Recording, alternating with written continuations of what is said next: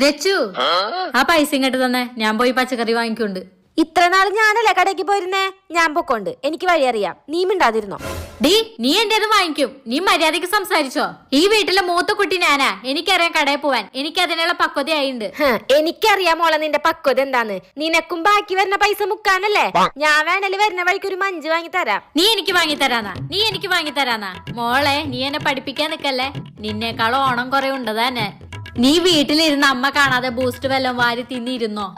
ഞാനും ഈ വീട്ടിലെ തന്നെയാ, എനിക്കും എല്ലാ അവകാശവും ഉണ്ട്.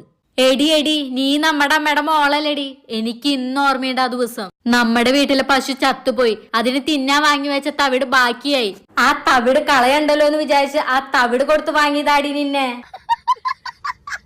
ഞങ്ങളുടെ വീട്ടിലെ ചോറും കറി തിന്ന് വളർന്നതാടി നീ. അതിന്റെ കുറച്ച് നന്ദി കാണിക്കടി, നന്ദി.